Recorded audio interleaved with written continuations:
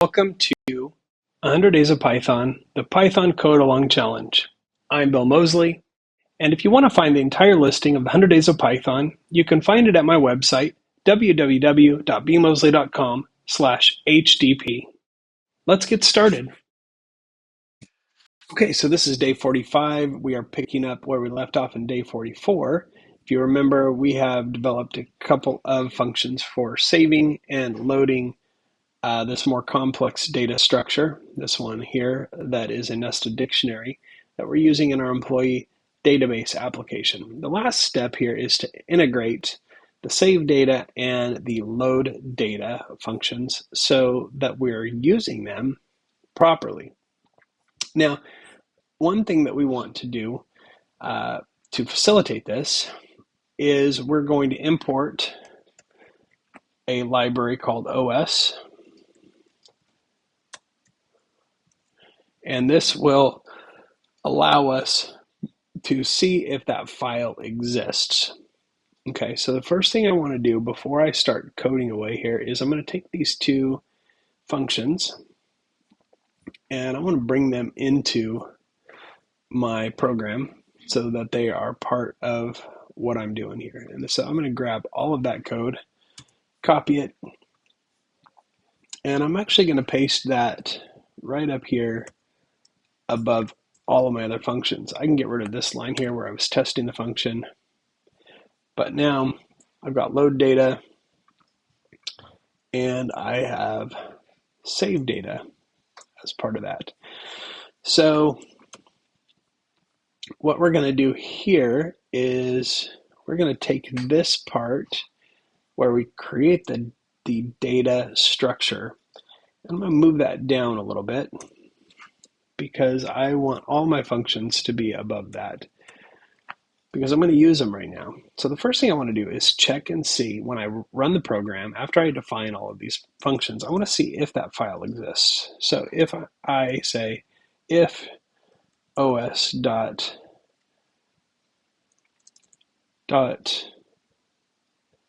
path, dot exists, there we go. And I'm just looking for, in that same directory, a file that says savedata.txt. So if I say if os.path.exists, savedata.txt, then I want to load the data. So DEMP, which is the name of my employee database, equals load data. That's it. If it doesn't exist yet, then I'm going to define my database just like this. And we'll just leave those sample ones in there. I could create an empty database, but that's kind of boring to start with. So there is my start out now. The only time I ever need to load the data is when I start the program, because otherwise the rest of the time the program runs, the data is going to be in memory, and I just need to save it whenever I change it. So this is the only time I use load data, and it's only if this file doesn't exist. Okay, so now what I might want to do is I might want to, if I load the data from that file, I know that file exists. But in this case, the file doesn't exist. So what I might want to do right after I load it, still inside the cells, is just go ahead and save that data. So in theory, at least, all I have to do is run this one time.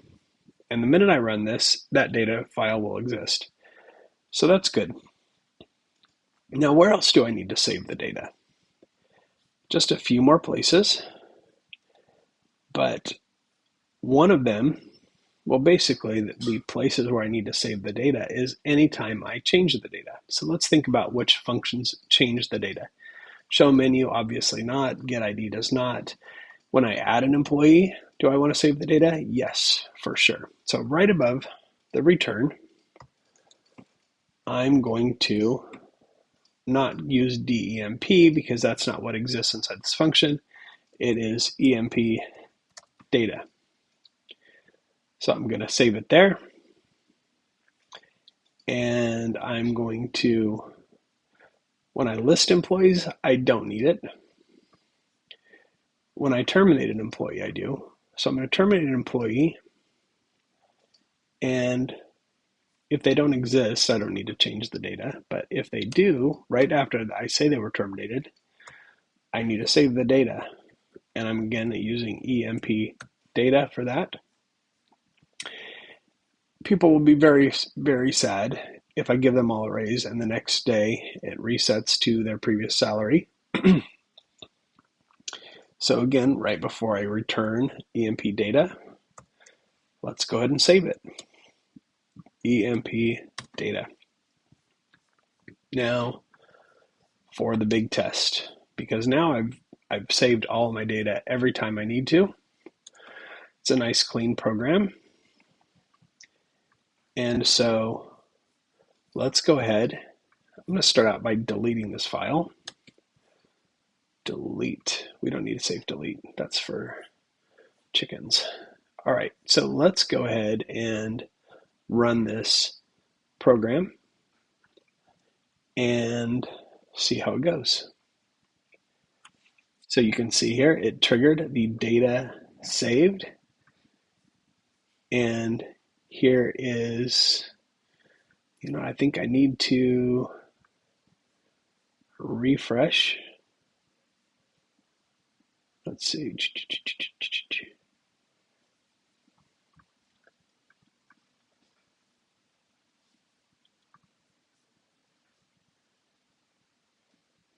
Don't worry, I actually think it's in there. I just don't think it's showing quite yet, but it will. Let's go ahead and keep going here. So I'm going to add an employee. Add an employee. What's the employee's first name? Let's go Steve. Jobs. What is the age? 50. What is the email? steve@apple.com. And what's the salary? Not nearly enough. And new employee added and data saved. Let's go ahead and exit the program. Thanks for using my program. And there's my saved data. Let's open that thing up, and very interesting. So we have duplicate records in there. Why would we have duplicate records? I suspect it may have something to do with something else that I've done. But let's just delete a couple of those for now and save it. And let's restart the program.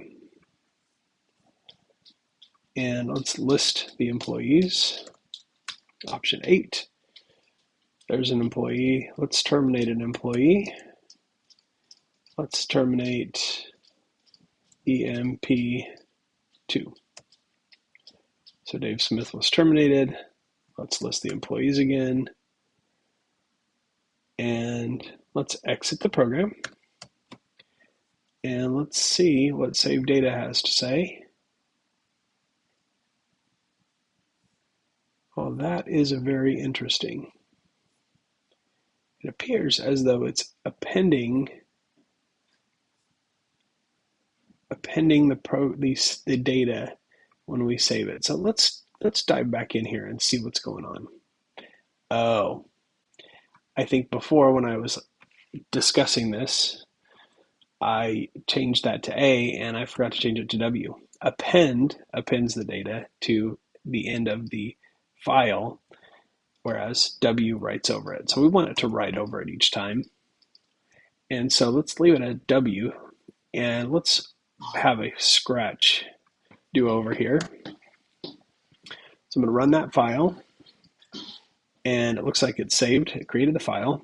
So we'll add an employee, Steve Jobs, dream employee, of course, worth an infinite amount of money. Oh, that was his email. Oh, well, his salary. His email's a number now.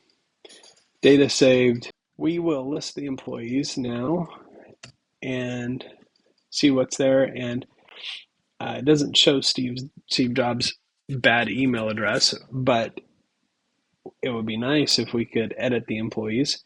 But let's quit the program. It stopped running, and now we can see our saved data. Now that looks better. I can edit this by hand. I'm going to say steve@apple.com. Okay, so I edited that by hand. Let's close it up. And now when we run the program again, let's go straight in and list the employees. And you can see that he's still there. So our save data routine is working properly. That's it for today. Thanks for watching. Thank you so much for watching this video and coding along with me. Once again, if you want to access the entire listing of 100 Days of Python, you can do it at my website, www.bmosley.com/HDP. You can also access my book, Introduction to Python Programming for Absolute Beginners, at my website, www.bmosley.com/book. Thanks again, and we'll see you around.